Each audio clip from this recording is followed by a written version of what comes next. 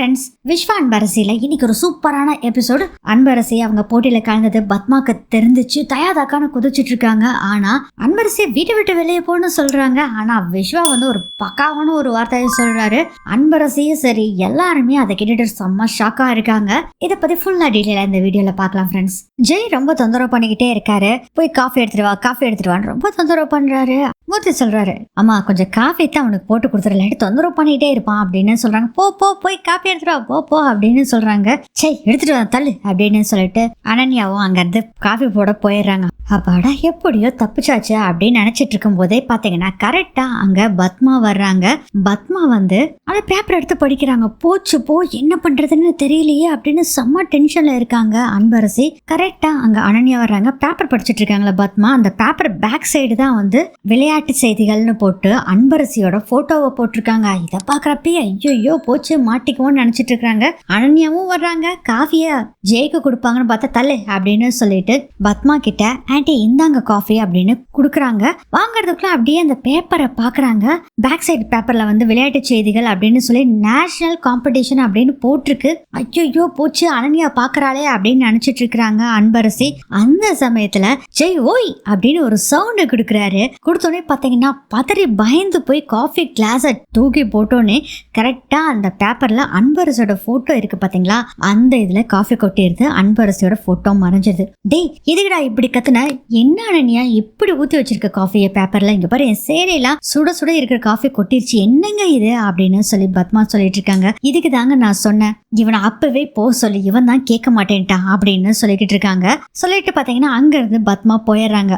என்னடா இப்படி பண்ணிட்டு இருக்க அப்படின்னு கேக்குறாரு மூர்த்தி. பின்ன என்னப்பா புருஷன் காஃபி கேட்டா மாமியார ரைஸ் பிடிக்கிறதுக்கு மாமியார்ட்ட கொண்டு போய் காஃபியை கொடுக்குறா, என்கிட்ட கொடுக்காம அப்படின்னு சொல்றாங்க. இதெல்லாம் பார்த்துட்டு அங்கிருந்து போயிடுறாங்க. அனன்யாவும் மூர்த்தி சொல்றாரு, உனக்கு என்ன இப்ப காஃபி தானே வேணும், அன்பரசியும் காஃபி போட்டு கொண்டு வந்திருப்பாங்க, அந்த காஃபிய ஜெய்க்கு கொடுக்க சொல்லிடுறாங்க.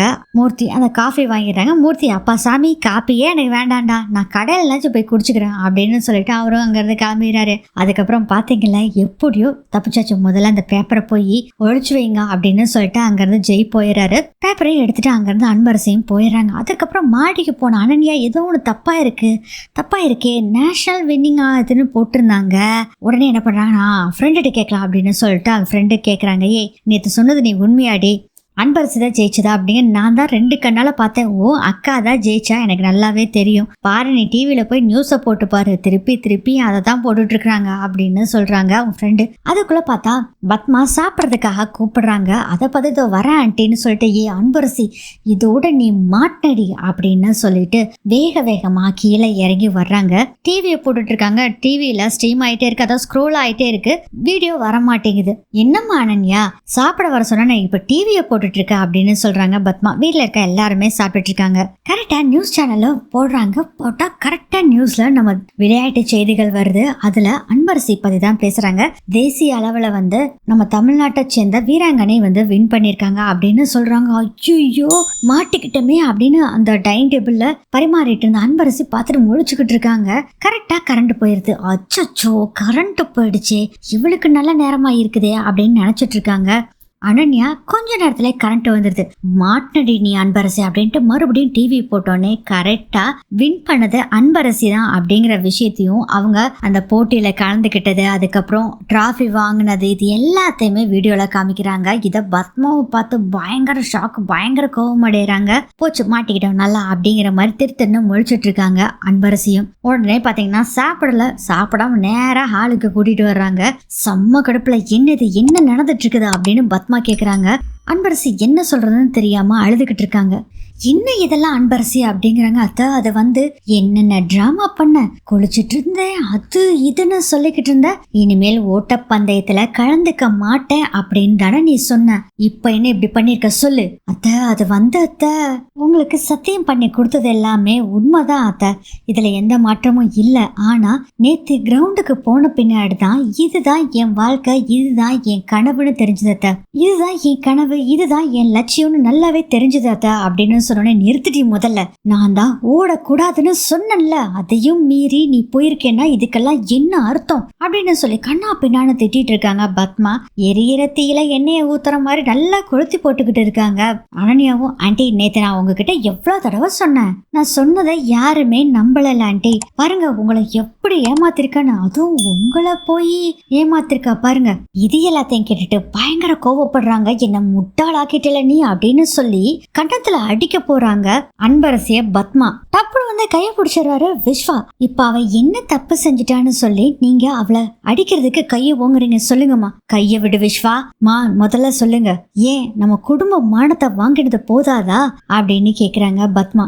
பத்மாவை அடிக்க போனாங்களா பத்மா, அவங்க கைய பிடிச்சிருப்பாரு விஸ்வா, அப்புறம் விட்டுருவாரு. என்னம்மா அவ தப்பு பண்ணிட்டா, அவளோட கனவை நோக்கி போறாமா, இதுல என்னம்மா தப்பு இருக்கு சொல்லுங்க. இது மாதிரி எத்தனையோ பொண்ணுங்க கனவுகளை சுமந்துகிட்டு ஓடிக்கிட்டு தானம்மா இருக்காங்க. இங்க பாரு விஸ்வா, ஊர்ல இருக்கிறவங்கள பத்தி இல்ல எனக்கு கவலையே இல்லை. என் வீட்டுல இருக்கிற என் மருமக நான் சொல்றத பேச்ச கேக்குறாளா இல்லையா அப்படிங்கறதுதான் என்னோட கேள்வி. இந்த ஃபங்க்ஷன் அப்போ வீட்டுல இருக்கிற மாதிரி என்னென்ன போய் சொல்லி என்னை ஏமாத்திருக்கா, அந்த காம்படிஷன்ல என்கிட்ட சொல்லாம அவ போய் கலந்துருக்கா அப்படின்னு சொன்னேம்மா. அந்த காம்படிஷன்ல கலந்துக்க சொன்னதே நான் தான்மா அப்படின்னு சொன்னோடனே பயங்கர ஷாக் ஆயிருது பத்மாக்கு. அனன்யா மனசுக்குள்ள நினைச்சிட்டு இருக்காங்க, ஓஹோ இதுக்கு எல்லாத்துக்கும் காரணம் நீதானா, அததான் நினைச்சேன், எப்படிரா நம்ம கண்ணில் சிக்காம தப்பிச்சாலேன்னு நினைச்சேன், இதுக்கெல்லாம் காரணம் நீதானா அப்படின்னு நினைச்சிட்டு இருக்கிறாங்க. மா எல்லாத்துக்குமே காரணம் நீங்க தாமா, உங்க நாள் தான் எல்லாமே நடந்துச்சு, இவ இப்படி பண்ணது காரணமே நீங்க தான் அப்படின்னு சொல்றாரு விஸ்வா. என்ன விஸ்வா பேசிட்டு இருக்க, நீ தெரிஞ்சுதான் பேசுறியா அப்படின்னு சொல்லும் போது மூர்த்தி சொல்றாரு, இப்ப என்னமா உனக்கு பிரச்சனை, அது ஒரு சாதாரண காம்படிஷன் தானே, அதுக்கு எதுக்கு நீ இவ்வளோ பெருசு பண்ணிட்டு இருக்க அப்படின்னு கேக்குறாங்க மூர்த்தியும். ஏங்க தேடிட்டு இருந்த ஆள்ல நீங்களும் தானே ஒருத்தன், நீ எப்படி பேசலாமா? சரி பத்மா, இப்ப என்ன பண்ண சொல்ற, இப்ப எதுக்கு போட்டு இதை பண்ணிட்டு இருக்க, குழப்பிட்டு இருக்க, விடு அப்படின்னு சொல்றாரு. அப்போ வந்து மூர்த்தி சொல்லிட்டு இருக்கும் போது யோசனை பண்றாரு வசந்த், ஏற்கனவே ஒருத்தன் நாக் அவுட் ஆயிட்டான், இப்போ நம்ம கழுத்துல பூந்தோம்னா தான் எல்லாமே கரெக்டா வரும் அப்படின்னு சொல்லிட்டு, அப்பா அம்மா சொல்றது கரெக்ட் தானப்பா, நீங்க எதுக்கு இப்படி சொல்றீங்க, அம்மா கரெக்டா தானப்பா பேசிட்டு இருக்காங்க, நீங்க எதுக்குப்பா இப்படி சொல்றீங்க, நீ கொஞ்சம் சும்மா இருக்கியா அப்படின்னு சொல்லி வசந்த் சொல்றத பார்த்துட்டு கௌசல்யா சொல்றாங்க, பத்மா சொல்றாங்க, ஏங்க அவன் சொல்றதுல என்ன தப்பு இருக்கு, அவன் சொல்றதான் கரெக்ட், நீங்களும் விஸ்வாவும் சேர்ந்துட்டு தான் அவளுக்கு சப்போர்ட் பண்ணி பேசிட்டு இருக்கீங்க. மா அன்பரசி யாருன்னு முதல்ல உங்களுக்கு தெரியுமாவா, அவன் நேஷனல் லெவல் சாம்பியன், இதுல எத்தனை பேர்த்தோட கனவு உங்களுக்கு இருக்கு தெரியுமாமா. இங்க பாருங்க, உங்க எல்லாத்துக்குமே நான் சொல்றேன், ஒரு கோச்சாவும் சொல்றேன், அன்பரசியோட கணவனாவும் சொல்றேன், அவ இந்த போட்டியில எல்லாத்துலயுமே அவ கலந்துக்குவா, அதை யாருமே ஒண்ணும் செய்ய முடியாது. ஆனா எனக்கு சத்தியம் பண்ணி கொடுத்துருக்காளேடா, இதுல போட்டியில கலந்துக்க மாட்டேன்னு சொல்லி, மா அவளை சத்தியம் பண்ணி கொடுத்துருக்க மாட்டா, நீங்க தான் கம்பல் பண்ணி சத்தியம் வாங்கியிருப்பீங்க, அதை பத்திலாம் எனக்கு கவலையே இல்ல, அவ போட்டியில கலந்துக்குவா அப்படின்னு சொல்றாரு விஸ்வா. சம கடுப்புல பாத்துட்டு இருக்காங்க அனன்யாவும். பத்மா சொல்றாங்க, நான் சொல்றதையும் அப்போ நல்லாவே கேட்டுக்கோ, ஏன் சம்பாத்தியத்துல சாப்பிட்டுக்கிட்டு ஏன் சம்பாத்தியத்துல இங்க இருந்துகிட்டு இவ ஊர் ஊரா போய் விளையாட போவா, நான் அதை பாத்துட்டு இருக்கணுமா, என் வீட்டுல இருக்கணும்னா இவ விளையாட போக கூடாது அப்படின்னு சொல்றாங்க, இல்லைன்னா போயிடணும் அப்படிங்கிற மாதிரி சொல்றாங்க. அதை கேட்டோடனே பயங்கர கோவம் வருது விஸ்வாக்கு. அன்பரசி பாவம் அழுதுகிட்டே இருக்காங்க, அதை என்னத்தை எப்படி சொல்றீங்க அப்படின்னு கௌசல்யாவும் சொல்லிட்டு இருக்காங்க. அப்ப பாத்தீங்கன்னா விஸ்வா சொல்றாரு, அப்போ எங்களுக்கு இது தேவையே இல்ல, இப்படி மனசாட்சி இல்லாதவங்களோட சாப்பாட்டை சாப்பிட்டுக்கிட்டு என் பொண்டாட்டி என் அன்பரசி இங்க இருக்க வேண்டிய அவசியமே இல்ல, என் பொண்டாட்டியை காப்பாத்துற அளவுக்கு எனக்கு தெம்பு இருக்கு, நான் சம்பாரிச்சு நான் அவளோட கனவை நிறைவேற்றுவேன் அப்படி போடுறா அப்படிங்கிற மாதிரி பாத்துட்டு இருக்காங்க. அனன்யா எப்படியோ அன்பரசி இங்க இருந்து தரத்து விடலாம் அப்படின்னு சந்தோஷத்துல இருக்காங்க. ஆனா மத்தவங்க எல்லாருமே ஷாக்ல தான் இருக்காங்க. இதோட இந்த எபிசோட் முடியுது.